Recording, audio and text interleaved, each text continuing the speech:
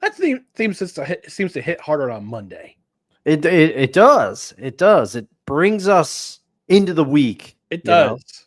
That it does. All right. Well, welcome everyone to a special Monday edition of No Credentials Required, where you don't need a press pass to talk sports. We are proudly presented by Belly Up Sports. My name is Ryan McCarthy. I'm one of your hosts. And to my right is a man who definitely did not spit on Jalen Ramsey, did not get punched yesterday in the Steelers-Bengals game. Dustin Henry. Dustin. I did not. There was a second spitter. He was on the grassy knoll. Oh, is that so, Mr. Hernandez? Yeah. If you don't know, you should know. Yeah. But how are you? How was your Monday? I'm doing all right. Monday was a Monday. I wish I had gotten out of bed faster early in the morning to get biking in. I gotta start working out, and I gotta follow your lead because I'm gonna have to work out after the show, and I don't always like doing that. So I gotta get up earlier in the morning. If you got tips besides grabbing Vader, lay them on me. Chat, Ryan, everybody. I'm doing well though. Still recovered from yesterday's loss, but we'll talk a little bit about it. How are you, sir? I'm doing all right. It's it's a Monday. It's back to work. It's going to be. We decided. Dustin and I made an executive decision to record on Monday because none of us really care about the Cowboys Raiders game tonight. So we are going to record on Monday night because I've got some family stuff. I got family stuff I can't miss tomorrow, and so we worked our schedules to get it to move to tomorrow. So we're gonna do some stuff tomorrow, and we'll see. We'll talk about week 11 in the NFL so far. We've had a Thursday night game, we had Sunday afternoon, the 1:00 slate, the 4:05, 4:25. God, we'll get more games in that slot, and the Sunday night game. I didn't watch much of the Sunday night game. I was watching the Grey Cup on CBS Sports Network. I got some issues with TSN. All right, they were glitchy. They were a little bit glitchy, but it's good. It's a good game. They don't just Grey Cups typically don't disappoint, and sad for my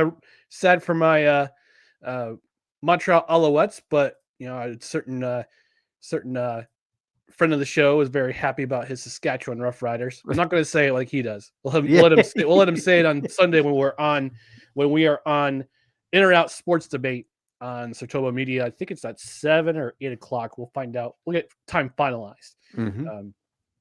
But we'll be on there Sunday. But we'll also do our Saturday show at 10 a.m. I'll make sure Dustin does not mix up his times like last week. But oh man, I don't know what was wrong with me. I also looked back on that show. I royally screwed something else up too. Something I said, I was like, that's not right. I just did not have it. I don't know if I was tired. I don't know what the deal was. I didn't have it. Well, I think you meant to say Ramondre Stevenson, but you said Ridley instead. I know. Stephen Ridley. I went way back. That was it. That was one of them. I think there was something else too. I was like, I don't care if Ridley comes back, everybody. Well, that's why we have our Invader Coffee as our sponsor. It wakes us the hell up. For sure. But we're going to get to everything in week 11 in just a moment. But first, we just got to remind the people watching at home on live stream or on replay to follow us on social media: Facebook, Twitter, Instagram, YouTube. Just search for No Credentials Required. Catch our other podcasts and written content at bellyupsports.com. On the podcast side, subscribe wherever you listen to podcasts, including Apple Podcasts, Spotify, Spreaker, Amazon Music, iHeart, TuneIn, Pandora, and our host, which is Podbean, Freshly Brewed Podcasts. And hit that notification bell on Twitter and on YouTube so you know when we have live shows, when we have clips of the show that go up, or for general announcements. Tonight, we're on Facebook and our YouTube channel. This will be replayed in the Belly Up Sports YouTube channel sometime tomorrow morning. And we're also broadcasting on our Twitter channel as opposed to the Belly Up Sports Twitter channel, because I know usually on Monday nights, that's Corner Booth Boys. Shout out to them. Mm-hmm. They're on usually on the Belly Up Sports Twitter on Monday nights. So we're just going on our regular YouTube, our regular Twitter channel tonight. As far as a podcast go, rate, review, comment, leave a rating. 5-star rating would be helpful. A review will be helpful, especially on platforms like Apple Podcasts, Good Pods, Podchaser, and also leave a comment if you're listening on Spotify. That way we know that you are listening. And also, if you're watching the Belly Up Sports YouTube channel tomorrow, leave us a comment below. Your most impressive, your favorite game of the week. Yes, we are counting Cowboys, Raiders, even though we're not paying attention to it. I'm pretty sure a certain owner of a certain football team will be disappointed. Sure, I'm surprised he hasn't shown up yet, but we'll find out eventually.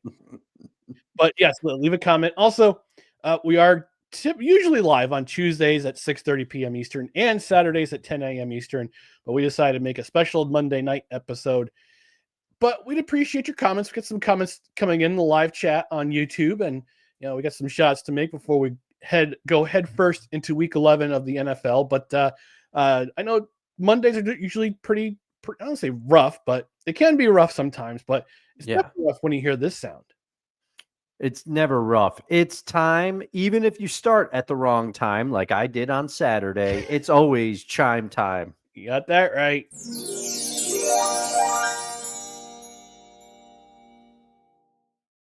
All right, let's give a shout out to some of the cred heads out there. Desi joining us for the first time in a while. She was a big part of your stream on for Extra Life on last Saturday. She was in the chat for quite a while. A massive part of the stream. I mean, yes. It was crazy. She said, "I'm not going to bed till you go to bed." I said, "I appreciate the support, but you got kids." She said, "I support my friends." I said, "I appreciate it, but I said, don't worry, I don't have much left in me." I signed off like right before 2 a.m. I was like, I can't do it anymore. Well, she got us going before the show even started with Sports Ball. Yeah. And she also really, that's the music. There's the intro music I love to hear. You got to catch out Akira the Don stuff, Desi. He's got some awesome. I'll drop his link in the Discord channel. He's got some awesome music. You definitely want to check it out. And actually, it's funny. The show that I found out Akira the Don from, Normal World, had their last show on Thursday. I'm so sad. Oh man, that's their last show. That's what Dave Landau and Quarter Black Garrett, Angela, and all that crew shot to them. Dave Landau was actually, I did a video with him back in late August before he came up to Saratoga, New York, and did a show there. So I try to get him back on the show to do a pre-recording, talk about Detroit sports, particularly his Lions, which I'll talk about in this episode. Speaking of Michigan, Julie from Michigan's in the chat saying, "Hello, gentlemen." She also said you didn't miss much with the Sunday night game. That's for sure. Desi shouting at the Rough Riders. Desi saying Dustin was still having a hangover from gaming all night. Possibly. And I mean, I got to say, I haven't forgotten, Des. I saw the new grass playlist in the chat, but I'm not a Spotify user. I'm an Apple music user. So I got to figure out a way, I got to go through manually and see if I can assemble that playlist, but I will check it out. All right. And Playmaker stopping in the chat saying, "No cred, bros." He also says, "Appreciate y'all watching the show today." Yeah, he's had Shooting Lights Out with our other friend of the show, Cole Johnson. And did a great job there, breaking down all the basketball from the weekend and from the weekend NBA and men's and women's college basketball. So check them out. I think that's at 5 o'clock or 4:30 on Mondays. So check them out for sure. They do a great job breaking down all the basketball, all the hoops action. If you're a hoops lover, I'm not so much these days, but I had to make some comments about Draymond Green. Green being called Angel Reese and trying to give the fan the business. And it's like, nope, I paid for a ticket. I like the right to heckle you. And Julie in the chat saying, "Didn't know Landau was a Lions fan. Interesting." Yeah, he's originally from Detroit. You gotta read his book. Party of One. It's an excellent read. It's a short read. I took 2 nights to read through it, but it's a short read. It's an excellent read, and he's a great host and he's very gracious. And with his time, I'm hoping to get that time back again. Well, he got plenty of time in his hands now that No More World's no longer being recorded, which again kind of sucks. But it's a lot of cuts going on in media right now. So I'm glad we're independent. And Desi's saying I use Apple too, but mostly use Spotify. If you want, I can do a transfer to either Apple or YouTube Music. Oh, there you go. Oh yeah, I mean that works for me, but also I can go through and just add the songs that I can make my own playlist. But either way, thanks for putting that together. Yeah. All right, we're 11 minutes in. Yeah. we have not talked a lick of Week 11 in the NFL. So let's start off with Game of the Year of the week in Week 11 of the NFL. And Dustin, I'm going to give you first dibs on this. What was your Game of the Year of the week? Oh man, well, it was one of those times where I was going into the doc and I'm like, he's going to pick one of two games, and if you picked one, I was going to pick the other because there were some classics this week, okay, and they were both in the early window, which the early windows had some stinkers this year. This was not one of them. I'm picking Bills versus the Bucks because this thing, defense is going to be a theme for me on the show, but we're going to start with offense right now. This thing was a shootout in every sense of the word. And Ryan, I haven't used this analogy yet, I don't think this year, but credit goes to Matthew Berry, the talented Mr. Roto. He came up with this back in the day. But this is the analogy. If I wanted to teach aliens, if aliens landed on this planet and they said, what is this football and why do you like it so much? This is one of the games I'm putting on. Bills Bucks is an instant classic. This thing was crazy. It was like a heavyweight fight. It was a shootout. The Bucks led 3-0 early after a field goal. Josh Allen, what are you doing with that shuffle pass? I mean, you're a great quarterback. We're going to get into some of the reason why later in this summary of the game, but that shuffle pass was ill-advised. It got picked off immediately, and it set the Bucks up. Now, credit to the Bills defense. It's a little banged up. They were able to limit them to a field goal, but then the Bills responded immediately with a nice return by the newly signed Mecole Hardman, who I believe was injured later in this game. But then he set them up. Josh Allen gets pushed into the end zone from there. I think their version of the tush push is called the snow plow. Can we stop with all the signature names for the push? It is no, keep them coming. Dan Cruz, I'm not sure if this is his own invention, but he calls the Seahawks version of it the barnyard because they use AJ Barner for it. But I don't know if that's Seahawks. I don't know if that's Dan. But, man, we knew that Buffalo's defense was a little bit banged up heading into this one. But Todd Bowles usually has a plan to stymie opposing offenses. But he did not have a plan for the Bills in this one, or more aptly, Josh Allen. Josh Allen threw 2 interceptions, yes, one of which was that ill-advised shuffle pass I talked about earlier. But he threw 3 TDs as well. And, also, he ran for 3 more, matching himself as the only other player besides Otto Graham in the 50s to do that. Okay. Double zeros, Otto Graham. Yeah, I wasn't watching in the 50s, but this is also a game where the backup running backs for each team had some moments to shine. I mean, Sean Tucker, he was unbelievable in this one. He ran for 106 yards and 2 touchdowns on 19 carries. I have him on my fantasy squad. Oh, man, that was a nice one to slot in. He did well. But also, Ty Johnson had a great receiving touchdown right before the half. This game at the half, it was 20-21 Bills after the Bucks. The Bucks tried a field goal, which was then blocked, but then there was a defensive holding penalty on the Bills, gave the Bucks another shot at it. They kicked it again. It's 21-20 at the half. This game went crazy. I mean, both these quarterbacks, Ryan, let me know if you agree with me, but if you have Josh Allen and you have Baker Mayfield, both of them have a similar feel. They're going to make these plays that you're thinking, how did they just do that? They're also going to take chances that you get frustrated with at times. But with each of them at center, you feel like you have a shot to win every game. Yep. This game had fumbles. This game had missed 2-point attempts by the Bucks. They tried to go up a full touchdown on a missed 2-point attempt. It was back and forth the whole way. If you didn't watch it, go back and watch it. This thing was nice. Yeah, I was watching Red Zone and a little bit later because I was doing a little bit of yard work, trying to do a little bit of yard work. Wind. Yeah, it was fruitful, but also fruitless. I'm actually kind of happy that it's going to be in the 50s and the 60s this weekend, which is, it's November weather in New York. Yeah. 1 minute it's freezing, next minute it's sunny and beautiful.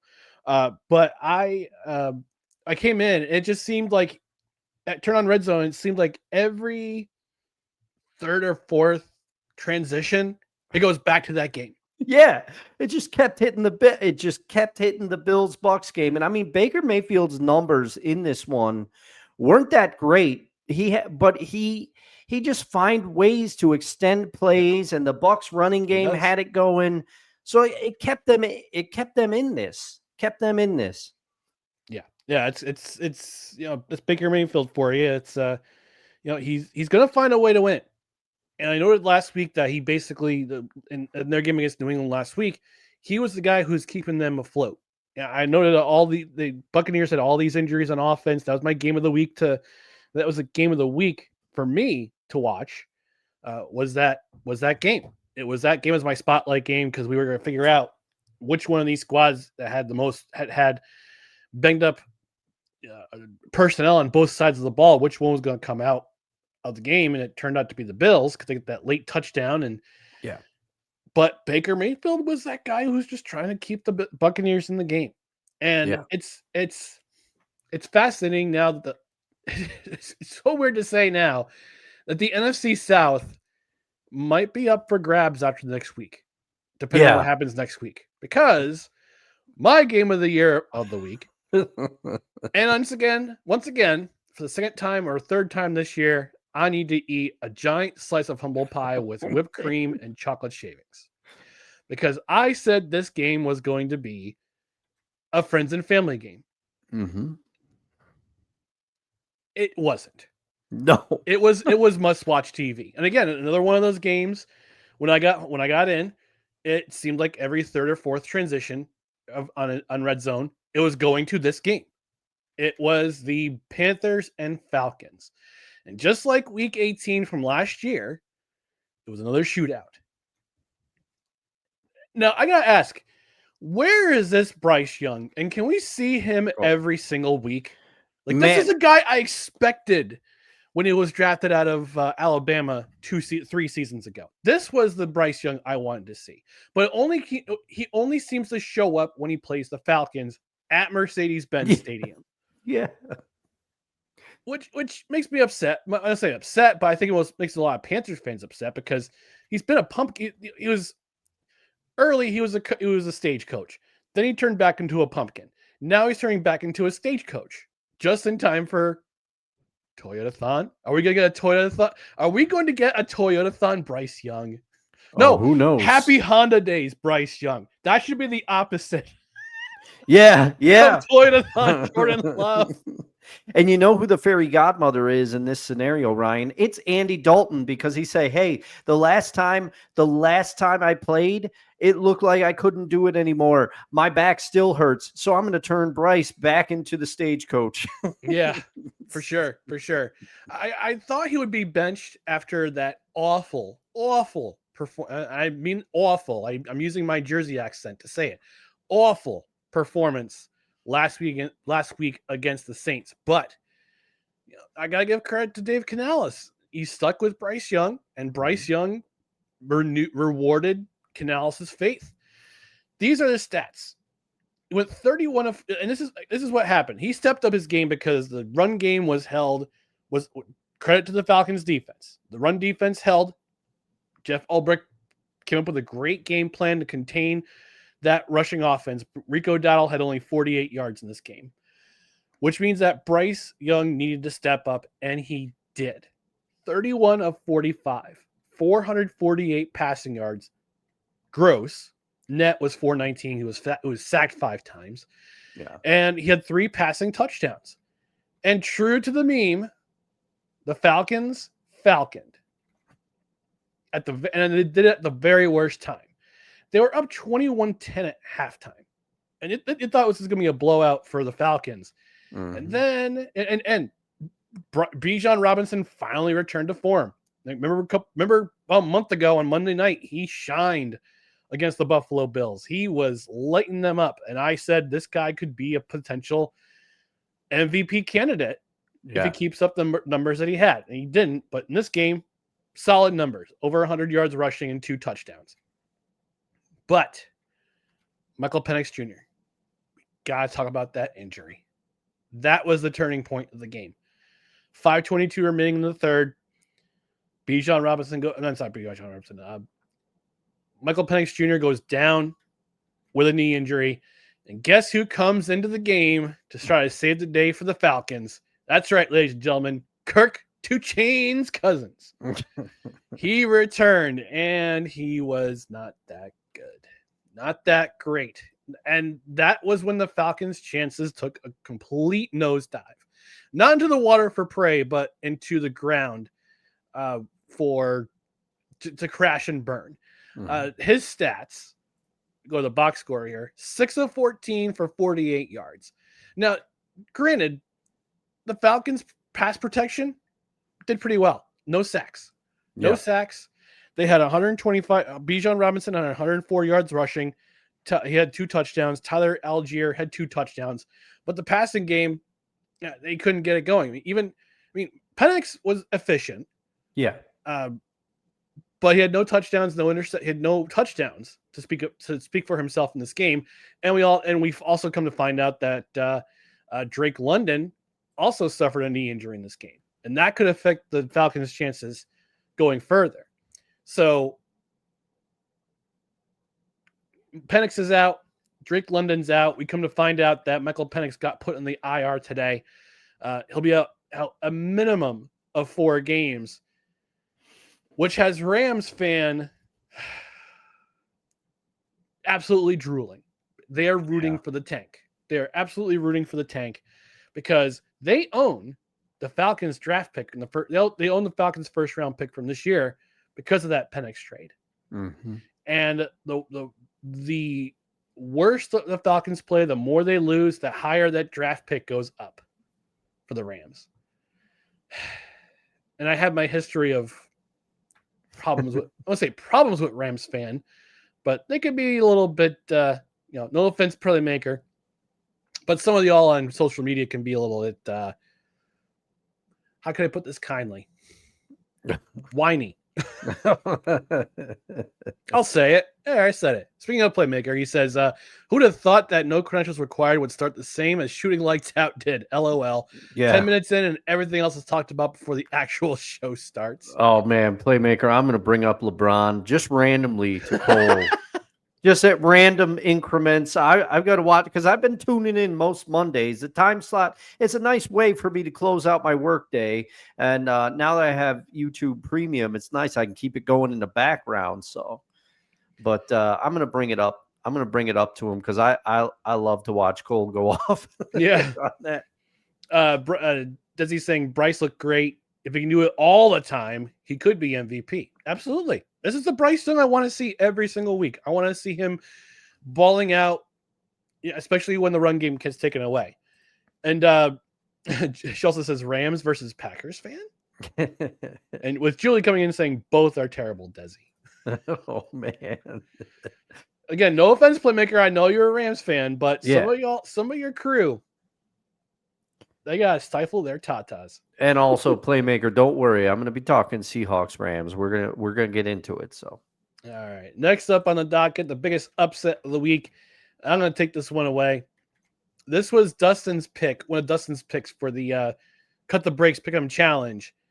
He picked the Chargers. That was a kiss of death because the Jaguars absolutely went crazy, go nuts. If you know that reference, shout it out in the chat. They absolutely just kicked the crap out of the Chargers, 35-6.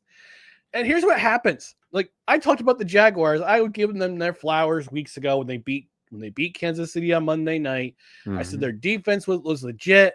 Their defense looks great. They're getting all the credit in the world. They're sticking to the run game.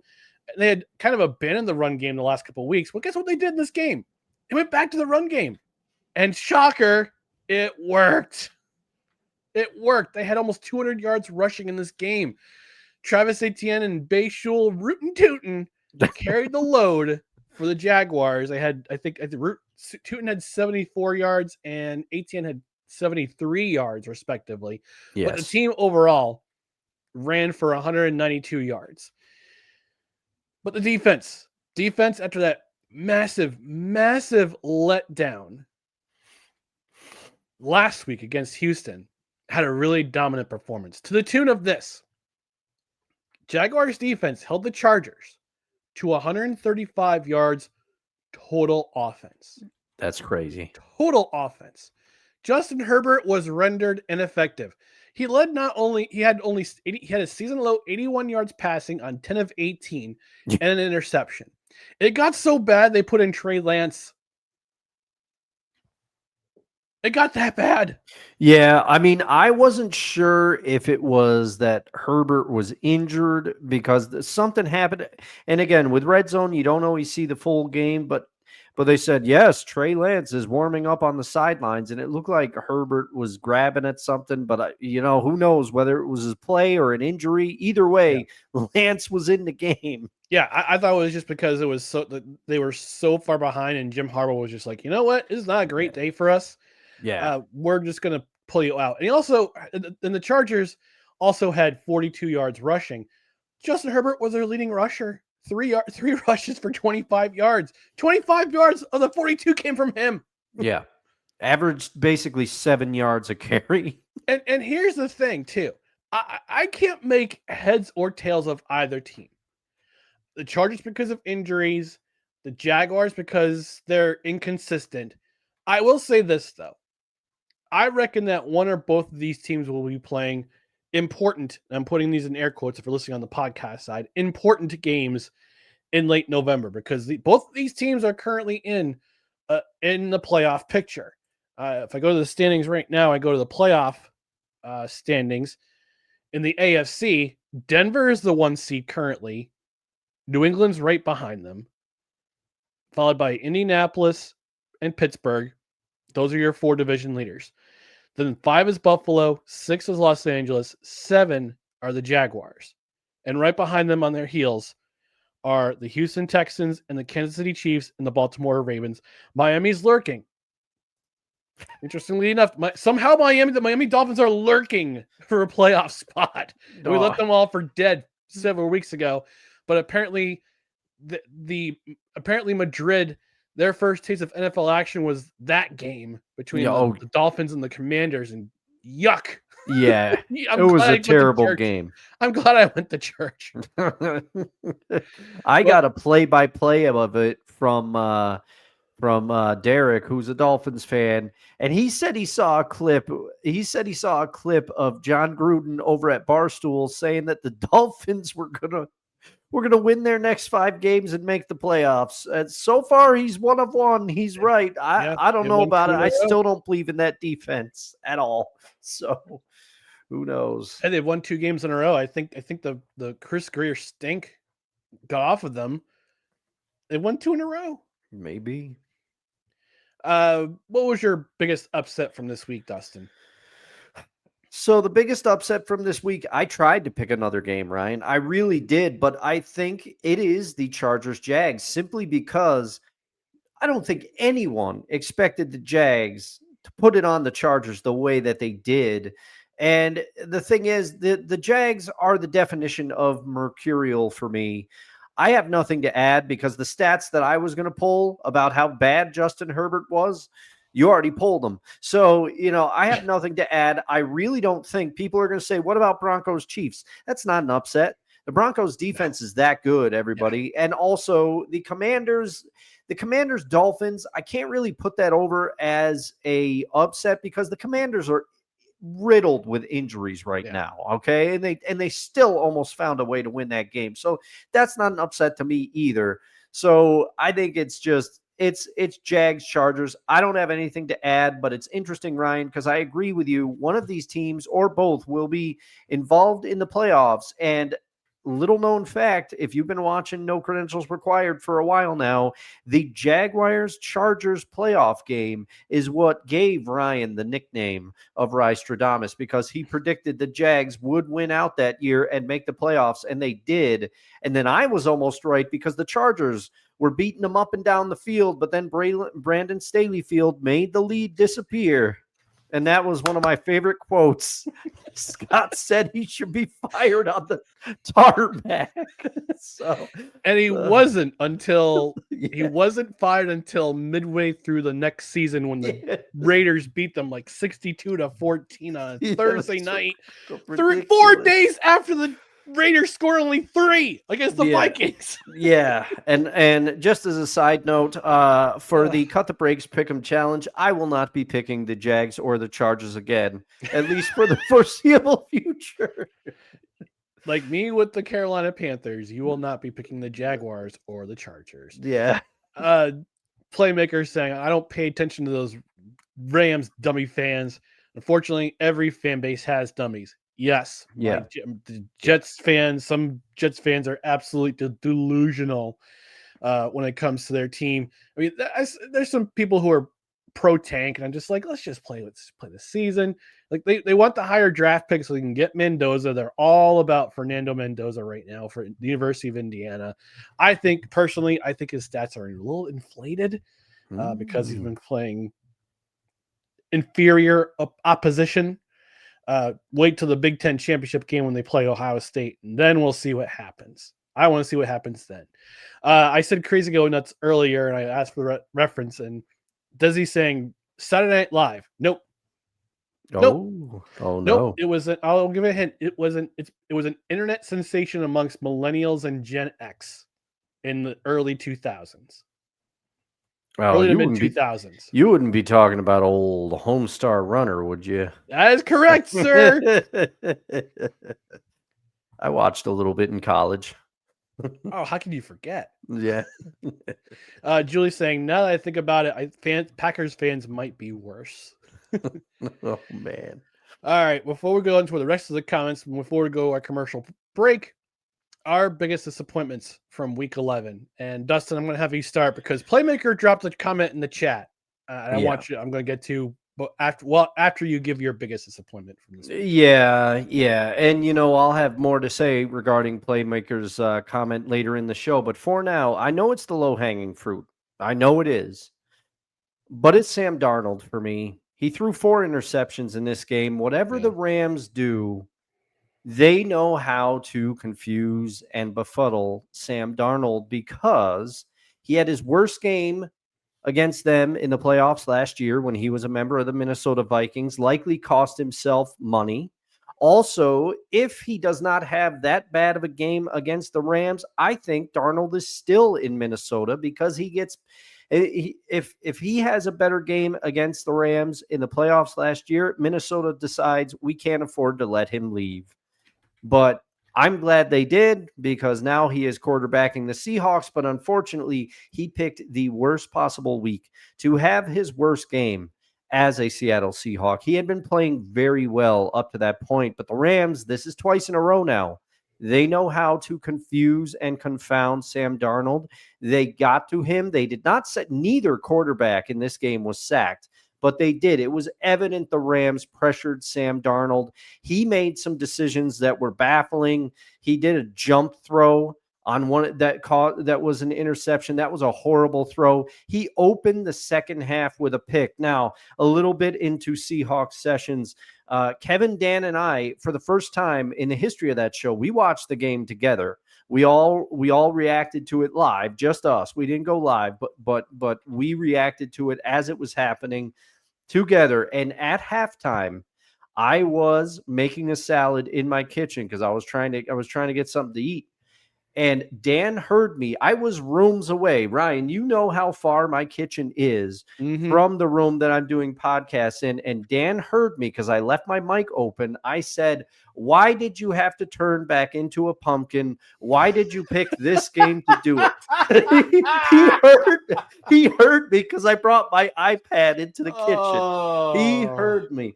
But Sam Darnold, it's the biggest disappointment because he put the Seahawks defense in positions of constantly either A, having to go back onto the field immediately, or B, you're starting the Rams offense is starting with a short field because Sam threw a pick in the red zone or wherever. Yep. He was trying to fit the ball into tight windows all game. He didn't do it. I mean, he had been surgical, downright surgical in some games. But he only completed 29 of 44 for 279 yards, no touchdowns, 4 picks. And when you put that up against the fact that he has had games where he had 3 incompletions only, and he started a game 17 of 17, this is bad. It's on Sam. There's no other way to put it. Yeah. Yeah, and this is a comment in the comment section from Playmaker saying, Dustin, I know the loss stings, but the Seahawks are for real. That defense is very good. And I agree. Yeah. I agree for sure. Let me see what all the comments we have here. Diddy's saying that little known fact, Crazy Go Nuts is also a company that makes walnut butter. Oh, okay. All right. I'd try it. I like almond butter. Okay. Chelsea says turbulent trivia. LOL. And Julie's saying, yeah, it's a rough week this week. Yeah, it's for sure. My Jets, her Lions, your Seahawks, all losing. And Desi's Crimson Tide lost to Oklahoma on Saturday night or Saturday afternoon. It's crazy. Yeah. Oh boy. Right. And speaking of the Lions, they're my biggest disappointment for this week in the NFL. Last week against Washington, because again, circled the calendar. Mr. Dan Campbell, Coach Dan Campbell had this calendar circled in the calendar. 541 yards, 44 points scored by the Lions. This week in Philadelphia, stark contrast, 317 yards, which is still respectable for an offense. I wish my New York Jets could do something like that every week, but they only scored 9 points. And you have to ask yourself, what happened? Did the Eagles defense level up against the Lions? Did the Lions just have a bad game? Did the weather play a factor? From what I understand, it was very windy at the link. Yeah. I mean, it was windy here up in the Northeast, up in New York State. It was rough this weekend. Regardless, the Lions fell flat in their face. And we all know, I've been saying this, the Eagles, we talk about the Eagles' demise. Yes, their offense, if they can get their ish together, they can be great. It can still be great. Their defense is stepping it up. Their offense has been kind of meh all season long. At least Kellen Moore, when he ran that offense, he knew how to push the right buttons. But this guy who runs the offense now for the Eagles, he doesn't know how to push the right buttons. Yeah. And yes, they scored. Yes, Jalen Hurts scored a touchdown in this game. It was the only touchdown in the game for the Eagles. Like, it mattered anyway because they scored. They kicked three more field goals to help that lead. But man, the Lions. I don't know what to make of this team either. Like, I know they would take. I know we both talked about it in our season preview. They're going to take a step back this year without Ben Johnson, without Aaron Glenn as their coordinators. Defense, they stepped it up in this game. They stepped up their efforts in this game, but the offense they didn't offense. Yeah, they were not the pride of the Lions last night. That is for sure. Jared Goff, not his best game. Not his best game. Jahmyr Gibbs, the run game, that was the main problem. So the run game got taken away. Jahmyr Gibbs did not have a great game. Neither did David Montgomery. But Gibbs had a good receiving game. He had 105 yards, but that running game that they depend on. They had almost 250 yards last week. They did not have a great game in this one. So if you need a blueprint on how to beat the Lions, that's what you do. You stop the run, you stop Sonic and Knuckles, and you just try to make them pay with Jared Goff. That's how you do it. And I gotta say this too. Who would have thought in week 11, in 2025 season, we would see the Chicago Bears, occupying first place in the NFC North? Yeah, this is crazy to me, Ryan. And I don't know if you agree with me, but I'm starting to. The Bears are one of the more entertaining teams to watch just because you don't know what they're going to do. You don't know whether they're going to be great. You don't know whether Caleb Williams is going to inexplicably overshoot one of their receivers, but then on the next play, make a throw that you're like, wow. Yeah. And also it's really, really fun to watch their running game. You know, they got Monangai and they got DeAndre Swift. I mean, man, I like watching the Bears, and it's been a long time since you could say that. You know, yeah, and this is actually the first time since 2018 that they occupy first place in the NFC North, and 7 years. It's been 7 years, 7 years since they were in first place in the NFC North, and here we are, Week 11, 2025. They're in first place in the NFC North. Unbelievable. If you thought they would be in this position by now, I'm gonna say you're a liar. Yeah, yeah. There's somebody out there that took a bet or something that made a bet. There is somebody who made a bet, that's for sure. And they said, I'm gonna take the Bears to be in first place by week 11. And everybody just kind of gave them a look, and making money now.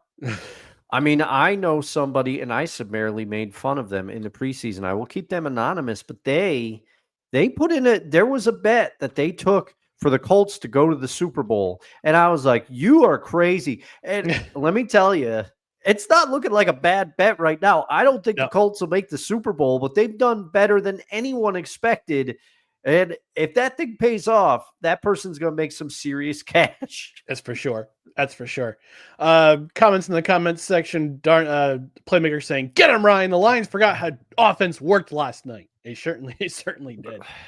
Desi saying, "Meh, roll tide anyway." On a brighter note, I assembled a chair today by myself. There you go. I hate assembling furniture, so hats off to you. You got it done. And she also said going to Disney at the end of the week too. Hey, look at you. It's there a you small go. After all. Going to the mouse house. The house of the mouse. Yeah. I reversed it and made it sound somewhat less impressive. Oh, man. Julie saying, I personally thought the weather did play a factor. They're not great with open air stadiums. Ford Field is a dome, but Goff did throw an interception in the red zone, which didn't help matters. And she also says, wait, what? The Bears are in first? I hate this so much. Well, Julie, sorry. I mean, yeah. NFL, like I said, this NFL season 2025 just drunker and drunker. It does. Every single weekend by the Super Bowl, we're gonna be blackout drunk. Yeah, it feels like this. We've both said it before. I think this year, this feels more wide open than any season in recent memory. That is for sure. All right, we're gonna go to the rest of our week. Go through the rest of the week in the NFL, but first we got to take our network mandated commercial break, and we want to talk to you about our sponsor for this episode, which is Fanatics. Being a fan isn't just about game day, it's about every day. And at Fanatics, we've got the gear to rep your team and the memorabilia to make it unforgettable. From jerseys to limited edition collectibles, from the stands to your shelf, it's all here. Fan gear, fan moments, Fanatics. Our affiliate link is in the description, both on the podcast side and the Facebook side and the YouTube side, both live and tomorrow on the Belly Up Sports YouTube channel. And we've also got some inquiries about links for all of our affiliate sponsorships, which I've placed in our Discord chat. It's in a pinned channel called Sponsor Links. All of our sponsor links are there, and you can find them there, including our Fanatics affiliate link. And guess what, folks? Shopping season's coming. Shopping season is coming. Yeah. Holiday season is coming, whether you celebrate Hanukkah, whether you celebrate Christmas, whether you celebrate the solstice or Kwanzaa, or whatever you celebrate. If you want to buy a gift for a loved one, please consider using our affiliate links, because you help us. We don't make much money off this podcast. In fact, I don't think we've made a whole lot at all since I started this podcast. I think I've only gotten one thing that was a Manscaped beard trimmer. And Manscaped's not a sponsor with us anymore, which is unfortunate. But the way you can help us out and saying thank you for this entertainment, thank you for making this production, is to visit our affiliates. And Fanatics is one of our affiliates. They have excellent gear, lots of great gear. I've ordered some stuff from there. We had one of our cred heads in our in our Discord asked today, "Hey, where's that Fanatics? Like, I got some stuff to order." And I popped it in the chat, and I said, "You know what? I'm just gonna make a section just for our affiliate links." And again, holiday shopping season is coming. No matter how much Mariah Carey says all she wants for Christmas is us, me in particular. But she also might want some fan gear from Fanatics. I know you're watching right now, Mariah. I know you love us. I love the program. Mm-hmm. Big fan. Big fan. Order some stuff using our affiliate link for Fanatics. Lots of good fan gear. NFL, NHL, college. We've been promised some gear. Desi's trying to gaslight us and becoming Alabama fans. Keeps threatening us, threatening to buy stuff. Well, Desi, if you want to do that, use our affiliate link in the description and on our Discord Discord channel for fan gear, merch, memorabilia, and more at Fanatics. Some more comments in the comments section. Julie is surprised the Lions are in third. What the F is going on here? Yeah. I mean, it does feel strange because the Packers don't feel like a team that should be in playoff position. They could not beat the defenseless Cowboys, and they almost lost to the Giants yesterday. It almost happened. The Packers are walking a tightrope, to quote the great Stevie Ray Vaughan. Yep. Playmaker saying the Panthers are half a game behind the Bucks. The Bears are leading the North. The Chiefs, yes, the Chiefs are fighting for their playoff lives. And as Desi just said to Julie, we are living in an alternate reality. Yeah. Oh, well. And thank you, Julie. She says, I used the affiliate link earlier to purchase a Christmas gift. Yes, thank you, Julie. You so much. We appreciate it. We appreciate you. We appreciate all of our credit heads, both those who watch the show live and those who listen a little bit later in the show. All right, peak performers of Week 11. I'm going to give my flowers to two individual performers, both of them coming out of the NFC West. One of them is kind of a shocker. So the first one I'm going to give flowers to is the defense of, I'm sorry to say, Dustin. No. I'm going to give my flowers to the Rams secondary, particularly Cameron Kitchens. He had 2 of the 4 interceptions that Sam Darnold threw on Sunday. Again, well, I will say this. I'm actually going to pat myself on the shoulder here, pat myself on the back. I was worried a little bit for the Rams defense because I played them in my fantasy league. Yeah. They did a pretty solid job. I was rooting for the Rams. I was rooting for your Seahawks because I wanted to see the absurd Rams fan tears. But at the same time, I'm like, I want the Rams defense to do good. They did. And they did. Mm-hmm.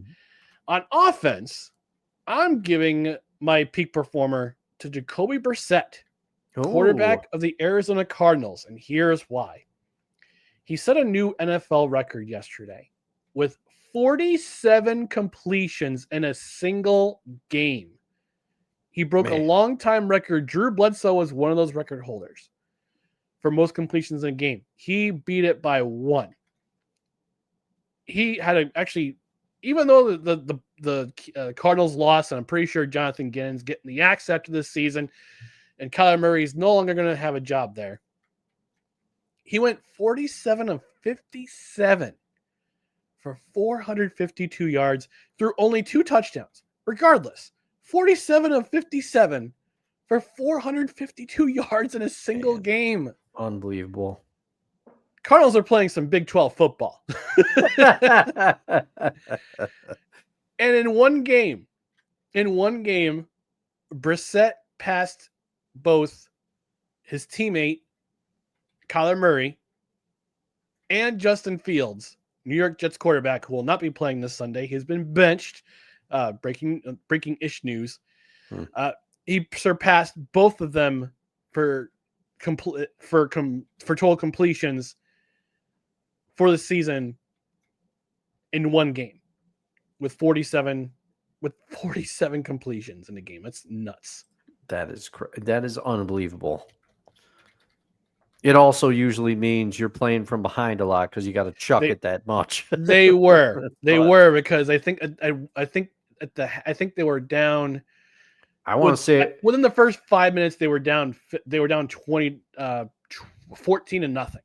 Yeah. And I looked over at one point because it was during the Seahawks game. I had Red Zone on the iPad. I had the Seahawks game on the big screen. And I looked over and it was 35-7 Niners. Yep. So, yeah, the Cards were down. Yep. It was they were up 25-12, 25-10 at the half. And it was not pretty because the 49ers defense, they absolutely destroyed the running game of the Cardinals.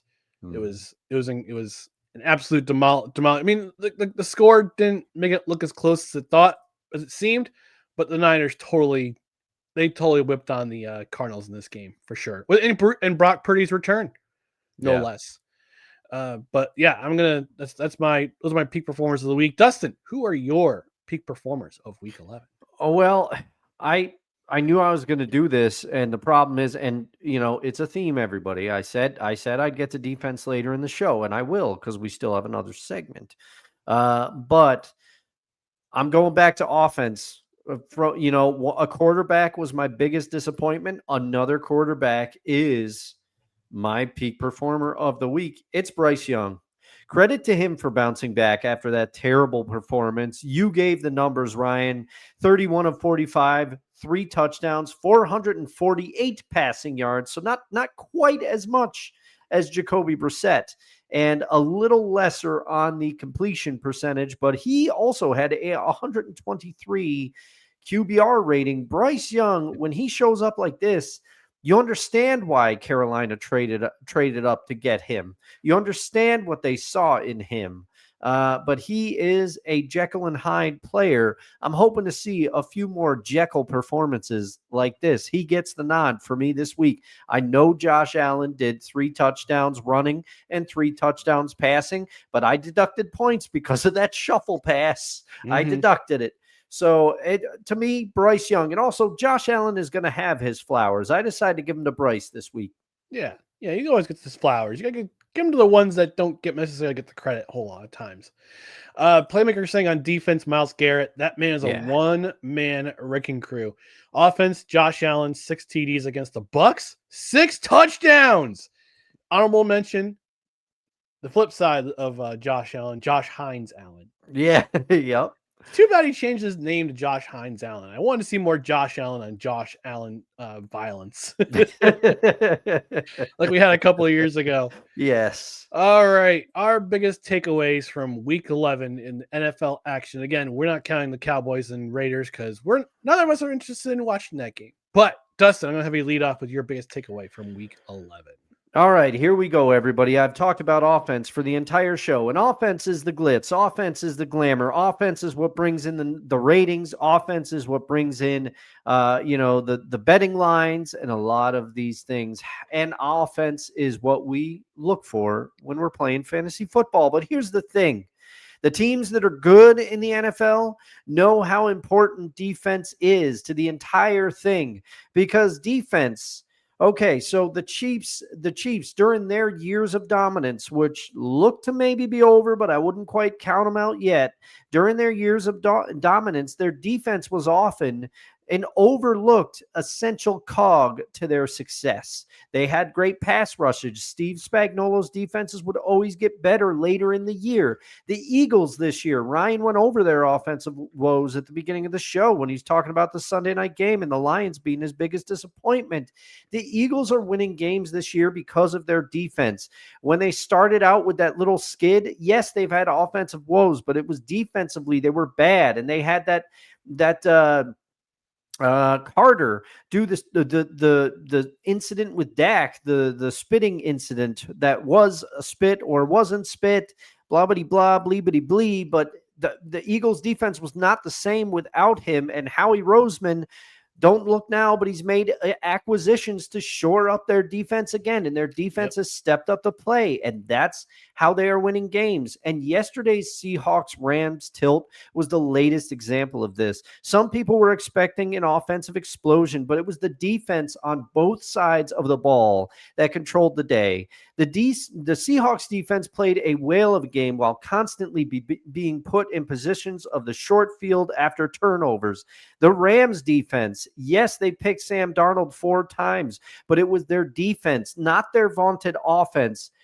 That is the reason they won the game yesterday, because the Rams did the classic bend but don't break. The Seahawks could move the ball. They moved it up and down the field.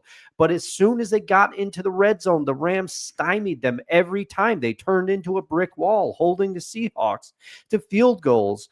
The Broncos are winning games because of their unbelievable defense this year, because offensively they've struggled. Their quarterback, Bo Nix, is having a sophomore slump. It is what it is. The defense is carrying them. And while the Colts have been enjoying a great season from Jonathan Taylor and Daniel Jones, their defense has been a big reason why they are in the position that they are, because I thought they were going to be defensively a terrible team this year, and they are not.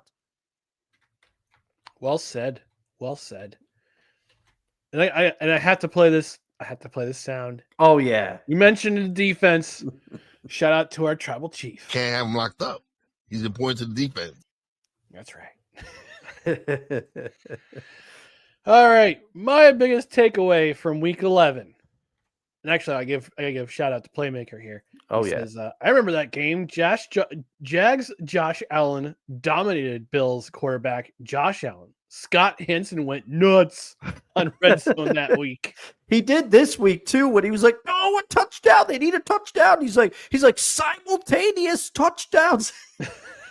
I love watching Scott Hansen do his thing, man. Oh man, you gotta love him. All right, my biggest takeaway from week 11, Dustin. Don't look now. Yeah. But here come the Baltimore Ravens. I was gonna disagree with you, but please continue. Oh, I will. They were left for dead several weeks ago after a 1-5 start, and my esteemed co-host had pondered if John Harbaugh was going to be on the hot seat if their streak had continued. But I think it's safe to say, with the Ravens getting healthier and healthier and rattling off 4 consecutive wins to even themselves up at 500, the Ravens are back. And they're starting to make noise at the right time. They can certainly look at the schedule. I'll name their next 8 appointments in just a second, but they can certainly run the table the rest of the way if things are going the way they're going right now for the Ravens. Again, they're getting healthy at the right time. I think they're starting to figure things out on offense. Yesterday was kind of an anomaly, considering who they played, which was the Browns. And the Browns defense is, let's face it, they're legit. Yeah. It's legit. Too bad their offense is just good. Between Dylan Gabriel and we finally got to see Shedeur Sanders, so all the Shedeur Sanders stands were happy. And people were, and I gotta say this before I continue my point about the Ravens. There were people on social media saying that Shedeur Sanders' performance was actually pretty good. I did see some of this. Anyway, back to the Ravens. Right. Look, I don't hate the kid. I just hate his attitude. Let's just put it that way. Anyway, back to the Ravens. They can certainly run the table if things are going the way they're going right now. This is a list of their next 8 opponents. Mm-hmm. Next Sunday against my Jets. The line is currently 14.5. It could change. I don't think it changed when Tyrod Taylor was named starter for the Jets. I'll have to look and see after the show. I don't think it has changed. Anywho, the Jets this week, then the Bengals, then the Steelers, then the Bengals again. This is where they could possibly run into trouble. The Patriots. Yeah. The Packers and if Toyotathon Jordan Love comes back. And their final game of the season is against the Steelers, which could possibly be for the AFC North crown. They're currently a game behind.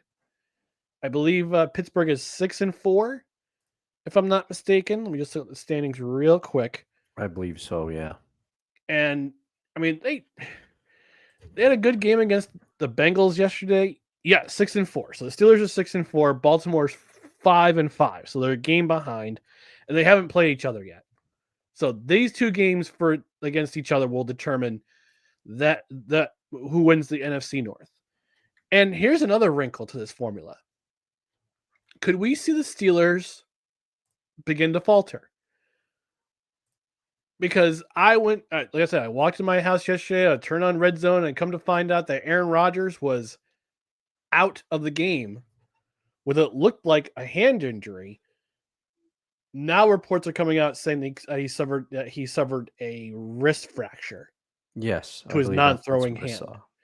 But these are the next 7 games for the Steelers. At the Bears, home against the Bills, at the Ravens, home against the Dolphins, at the Lions, at the Browns, and then a season finale against the Ravens. If Aaron Rodgers is going to be out for a significant period of time, this is a tougher schedule than we think. Bears are no slouch.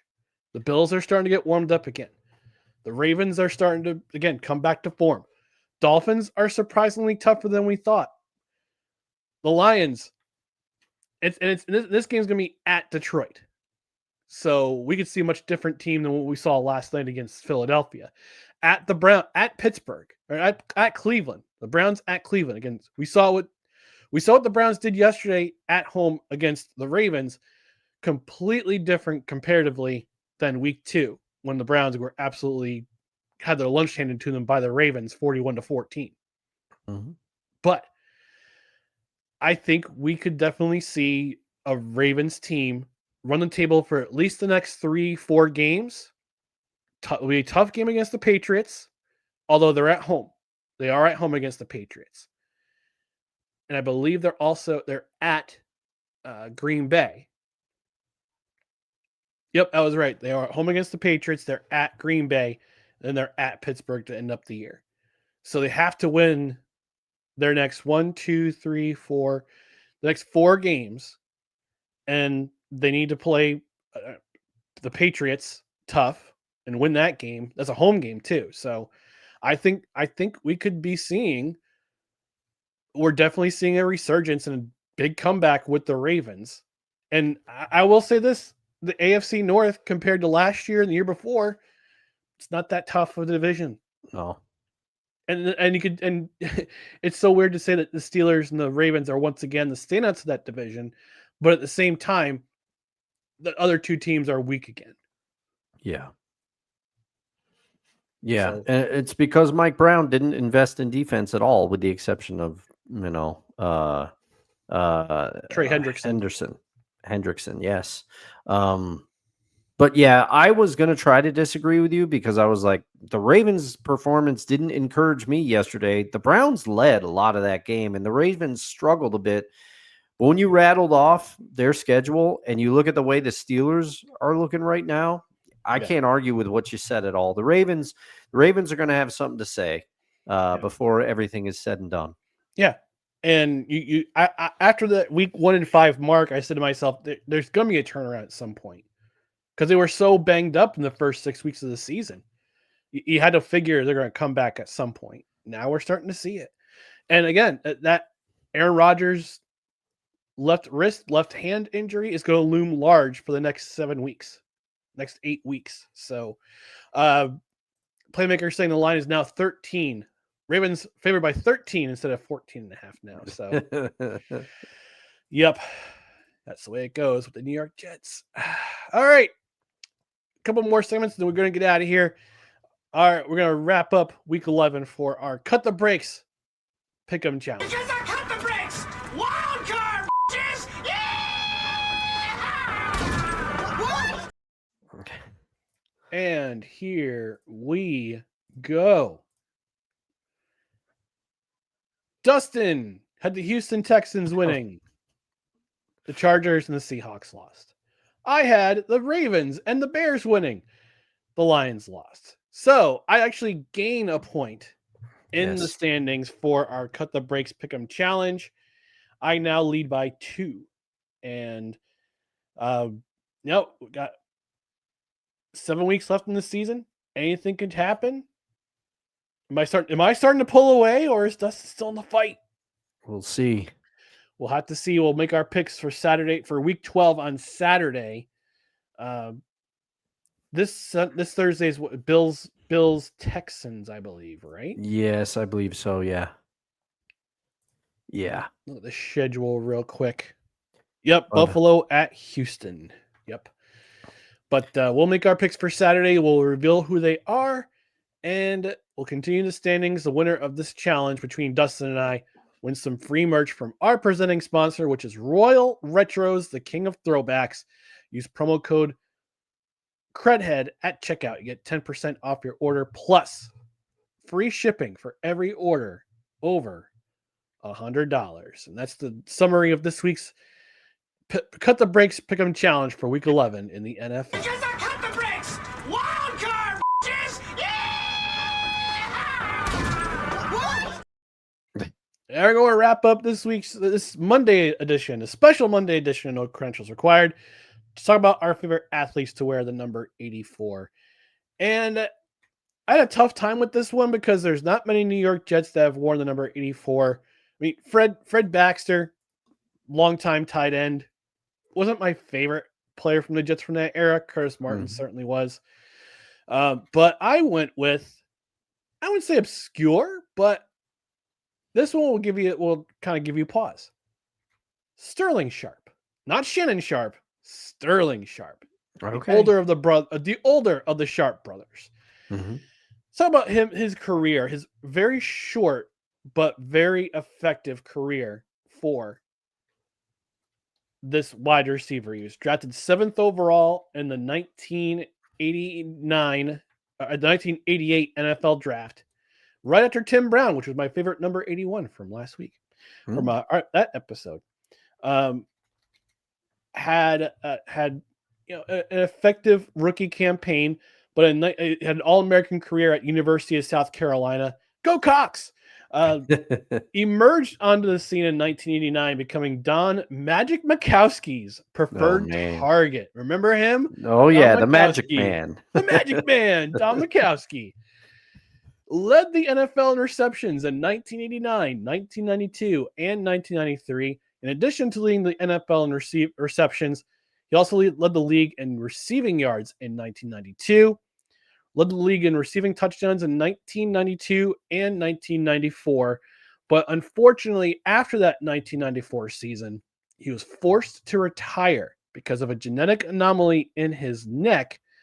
It required surgery, which means he could no longer play professional football, which absolutely sucks because this guy was on his way to having one of the best careers as not only a Green Bay Packer, but also a wide receiver in the NFL.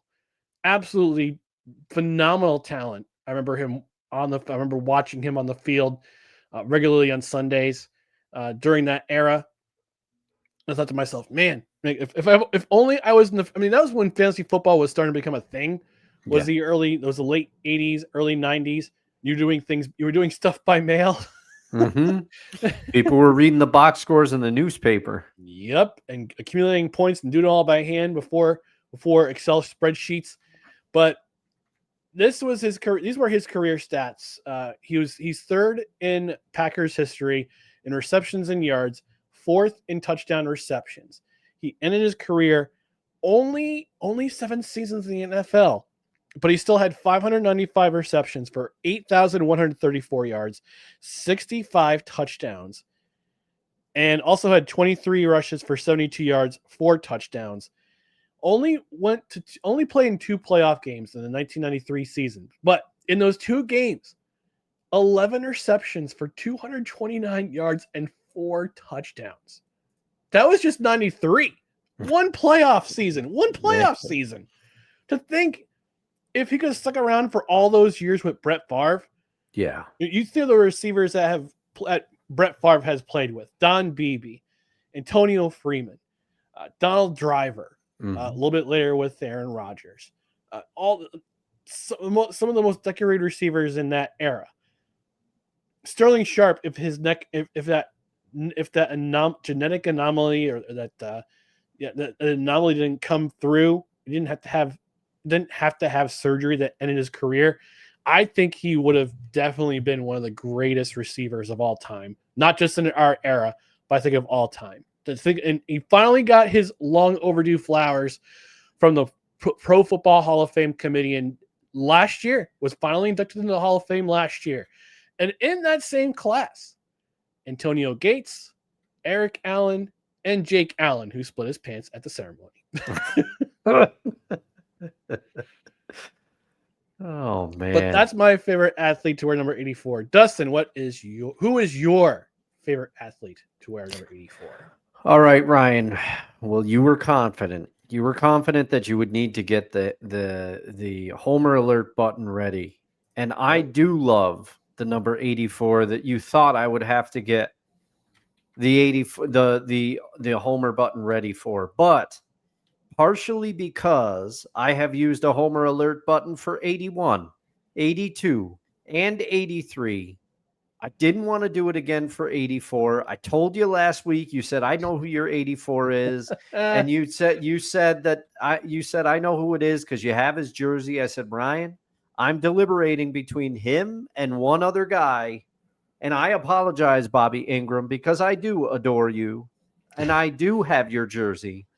But the more and more I started thinking about it as I went throughout the week, there is one answer for my favorite number 84, and it's Randy Moss. I'm sorry. Hey. It's Randy Moss. I had to do it.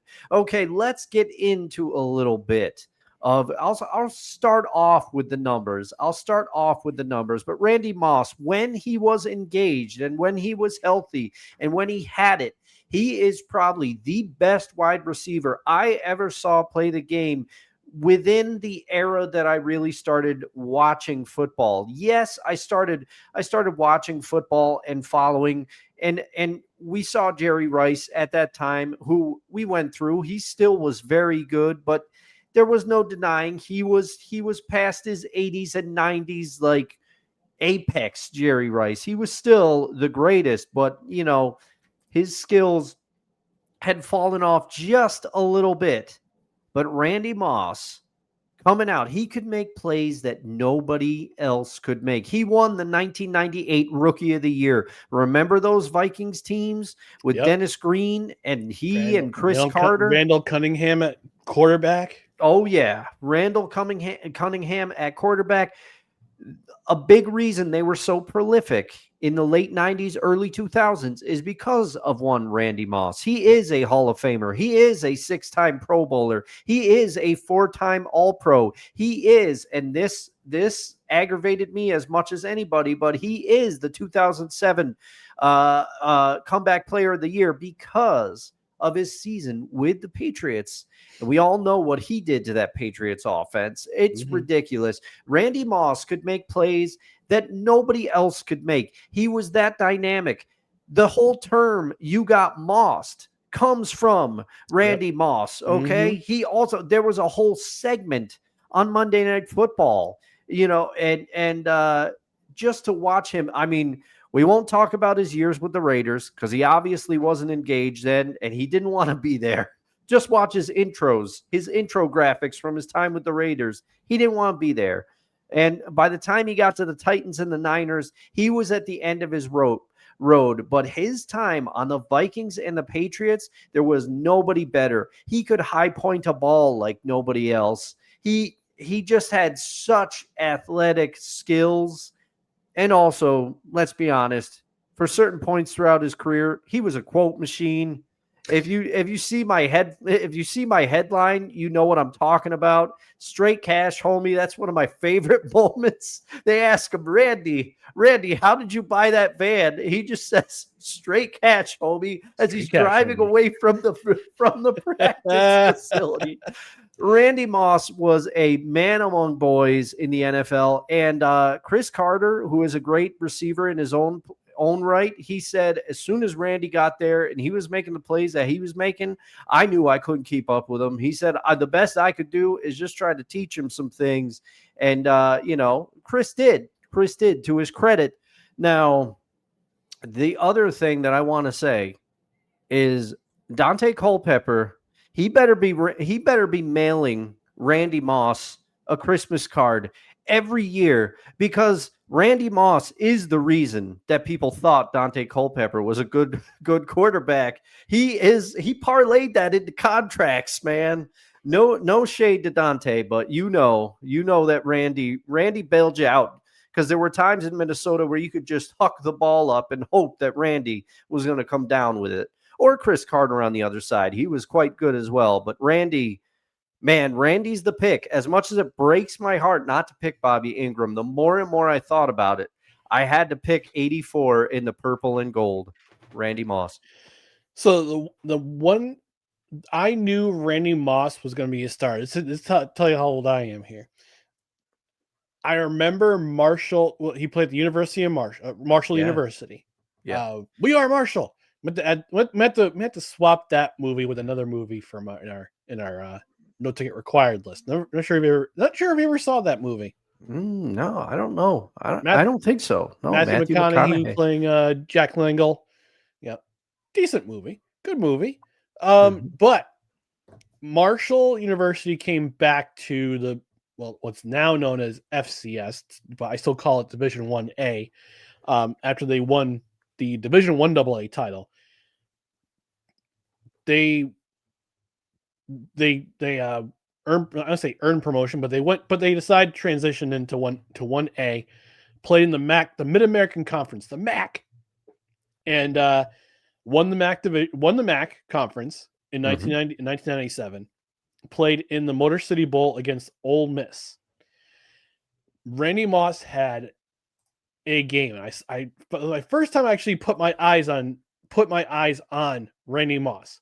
6 passes. He caught 6 passes that had 173 yards in that game. You know who his quarterback was? Who was that? Chad Pennington. That's right. I forgot he went to. Yeah, that's right. Yep. And he was drafted by the Jets a couple of years later. Was in the first round selection for the New York Jets in 2000. So yeah, one of the 4 players that were drafted by the Jets as compensation for getting Bill Belichick from New England. They sent 4 first round. They sent a bunch of first round picks to them. But yeah, that was the game that I first got my eyes on Randy Moss. I said to myself, that guy is going to be a hell of a player in the NFL, and he turned out to be. And yeah. I was looking up his Hall of Fame class. You know who was in his Hall of Fame class? All right, lay it on me. 2018, he was inducted to the Hall of Fame. Mm-hmm. And also, shout out to him. Shout out to Randy Moss for beating liver cancer too. Yeah. That so also awesome. That's so cool. Brian Urlacher, Terrell Owens, Ray Lewis, Jerry Kramer. Again, how did a player of that stature had to take so many years, 40 years to get inducted to the Hall of Fame? So ridiculous. Yeah. At least I will say this. At least there are legacy picks, like the players they go in front of a committee and they make their case. Mm-hmm. It's not like the Baseball Hall of Fame. It's like super petty because the Baseball Writers Association of America votes them in. But like players are like, yeah, he's absolutely in. But Jerry Kramer, Brian Dawkins, and Robert Brazil, who played for the Houston Oilers from 1975 to 1984. Oh, okay. Was a 7-time Pro Bowler, 2-time All-Pro, won Defensive Rookie of the Year in 1975, and was part of the Hall of Fame All-70s team. Was part of that Love You Blue defense with the Houston Oilers. You want to know what his nickname was? What's that? Dr. Doom. Oh, man, that's a pretty good that's one. An awesome nickname. Yeah, that's really nice. All right, Desi. Man, what a class. Right, 2018 was a heck of a class. Desi, for the first time in a long time, giving us our education in Crimson Tide knowledge. Shout out to my dad for this week's favorite Crimson Tider. Ozzie Newsome wore the number 84 of the Crimson Tide as a blocking and receiving tight end before going on to play for Baltimore in the NFL. Did not play for Baltimore. He played for the Cleveland Browns. Cleveland Browns. He is currently an executive for the Baltimore Ravens in the NFL. So he was their longtime GM. Long time. And Ozzie Newsome played for 13 seasons in the NFL and was one of the great tight ends of all time. Hall of Famer as well. 3-time Pro Bowler, 1-time All-Pro, part of the 1980s Hall of Fame team, won the Alan Page Award in 1989. And his Hall of Fame class, 1999. All fellow inductees are Lawrence Taylor, Billy Shaw, guard for the Buffalo Bills, Ozzie Newsome, Tom Mack, who was a guard for the Los Angeles Rams, and Eric Dickerson. Oh, wow. Okay. Yeah. She also says, also current AD of the Crimson Tide, Bill Battle, wore number 84 for the Tide. He was a two-way player on offense and defense in the 1960s. Hey, there you go. Gotta love those lessons from. Yes. The Crimson Tide knowledge never fails. And in our Hall of Fame, one of my favorite comments ever is "quote unquote." I'm ready with my 69. when we were doing number 69 for the show, because I believe she did not have a 68. I think that's the one time she didn't have a Tide player for 68. But every other number since the inception of this series, if she's here live, she's had a Tide number. So it's very impressive. I'm trying to look. I'll look. Yeah, I won't do the research. But yeah, I was trying to find out because there's a player for the New York Jets, Marty Lyons. He played for the New York Jets for a long time. He's in the Ring of Honor. He's in the Hall of Fame. Mm-hmm. I believe he was at one point the all-time sacks leader for the Crimson Tide back in the day, and he was he was the Jets' first round pick in 1978, I think. I'm just going off the top of my head. I'll do the research later. But all right, so before we go, again. Thank you for joining us on Monday edition of No Credentials Required. I'm starting to figuring out a transition for our YouTube channel, as opposed to just being a strictly podcast channel. I'm starting to do some sports short stories. For example, I'm starting to do some lesser known and lesser known sports stories, like of leagues of years past that kind of went defunct, 1 year wonders and players and sports. I actually did some research today about some lesser known stories. And there's actually one connected to the Capital Region. Ooh, okay. I'll just give the title, the working title right now: The Curse of Price Chopper Chicken. And I did some research on it, and it's a hilarious story. It's a hilarious story revolving around the Adirondack Red Wings in the late 80s and early 90s. So, but I'm going to develop a script for that one, because I looked at that story. I'm going, this looks like a story that needs to be told, and absolutely needs to be told. So if you're on Desi saying, my dad called, Desi, it's the Browns. Oh, man. Shaking my head. Hey, it happens. It happens to the best. It happens, but I understand. Like I said, he's an executive with the Baltimore Ravens, because he was involved in the organization after his time with the Browns. Anywho, getting back to the YouTube channel, I'm going to start creating some short stories and short form content with that. So if you have a story that is, I would say, not well known to the rest of the internet, and it could be from any era, it could be from any country, it could be from any sport. Like I put it on a bulletin board, a group chat, in a group today. Like, hey, give me some ideas for like one year wonders in certain sports. And one of the participants said Peyton Hillis. I'm like, there you go. Yeah. That's a story right there. So if you got a suggestion, Leave it in the comments section. If you got this far in the show, leave it in the comments section.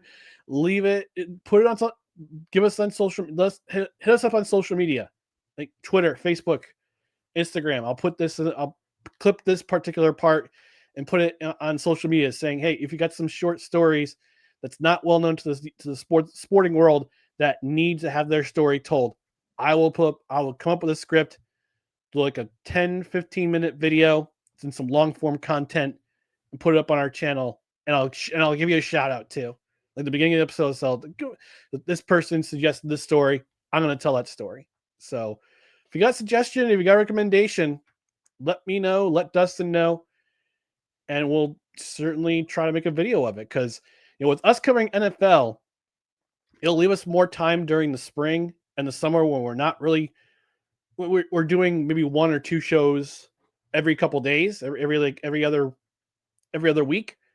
It'll give us time to make more content and produce more content and put it on our YouTube channel about great stories in sports that are less known. Very cool. Very cool. Yeah. So, but we're gonna get out of here.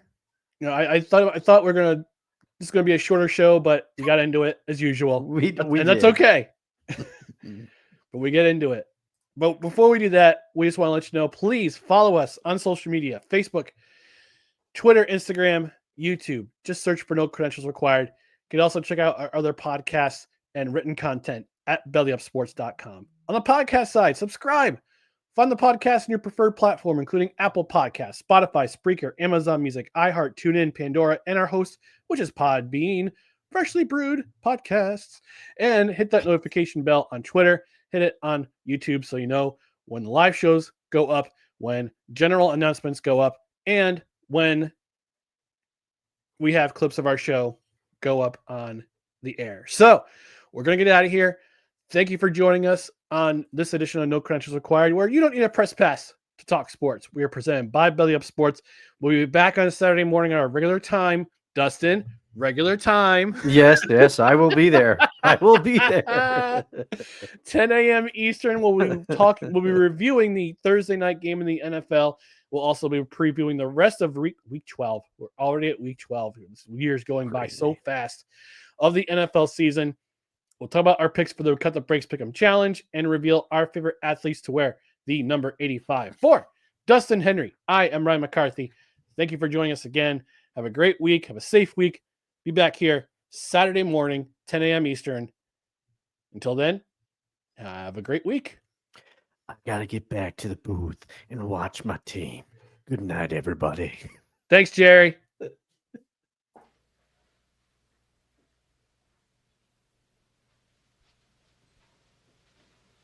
You're still here? It's over. Go home.